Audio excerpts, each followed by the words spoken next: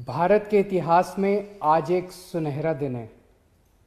आज का दिन भारतीय इतिहास में 15 अगस्त 26 जनवरी की तरह लिखा जाएगा।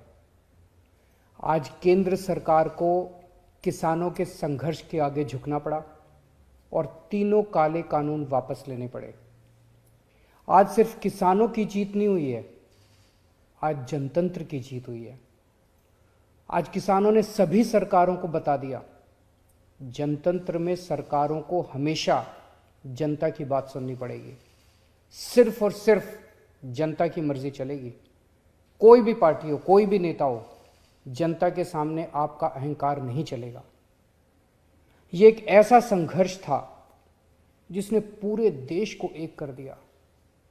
इस लड़ाई में किसानों के साथ साथ मजदूरों, युवाओं, महिलाओं, आड़तियों, दुकानदारों ने सबने हिस्सा लिया। पंजाब हो या यूपी, बंगाल हो या केरल, पूरा देश किसानों के साथ खड़ा था। देश विदेश में रहने वाले सभी भारतवासी एक हो गए और इन सब ने मिलकर आज इतिहास रचा है। जिन्होंने धर्म जाति से ऊपर उठकर एक साथ सड़क पर तीनों काले कानूनों के खिलाफ ये लड़ाई लड़ी और आखिर में केंद्र सरकार को उनके आगे झुकना पड़ा, इन सभी की आज जीत हुई है। पूरी दुनिया के इतिहास में शायद ही इससे बड़ा या इससे लंबा कोई आंदोलन हुआ होगा। इतनी शांतिपूर्वक तरीके से इतने लाखों लोगों ने संघर्ष किया, कड़ी धूप में, ठंड में, बरसात में, पीछे नहीं हटे। इस आंदोलन को तोड़ने के लिए सरकार ने, पूरे सिस्टम ने, एजेंसियों ने, पूरे के पूरे तंत्र ने न जाने क्या क्या कोशिश की।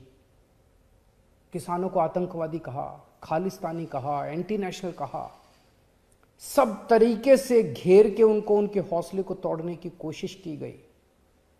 लेकिन किसानों के लिए भी आज़ादी की लड़ाई थी। आज़ादी के दीवानों की तरह किसानों ने भी कमर कस के ये लड़ाई लड़ी और जीते। किसानों के प्रबल साहस के सामने वाटर कैनन का पानी सूख गया, सरकार की लाठियां टूट गई, कीलें गल गई, लेकिन सरकार उनका आत्मविश्वास और जज्बा नहीं तोड़ पाई। आज एक बात का दुख है, बहुत दुख है, 700 से ज्यादा हमारे किसानों ने अपनी जान गंवा दी। इसकी जरूरत नहीं थी, इनकी जानें बचाई जा सकती थी अगर ये कानून पहले वापस ले लिए जाते। हमारे किसान भाइयों और बहनों को इतने महीने सड़क पर बैठकर ठंड में, बरसात में, धूप में तकलीफ उठाने की जरूरत नहीं होती। आज 700 से ज़्यादा किसानों की जान चली गई, 700 से ज़्यादा परिवार उजड़ गए। आखिर किस लिए? इन शहीदों को मेरा नमन है, इनके परिवार को भी मेरा कोटि कोटि प्रणाम है। मैं उनकी आत्मा की शांति के लिए वाहेगुरु जी से प्रार्थना करता हूँ, उनके परिवार के सभी कष्ट दूर करें।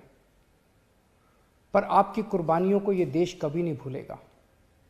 आज का दिन हमारे देश के बच्चों और नौजवानों के लिए एक सीख है कि अगर सही नीयत से, शांतिपूर्ण तरीके से संघर्ष करो, फिर चाहे मंजिल कितनी भी कठिन और दूर क्यों ना हो, सफलता मिलती ही है।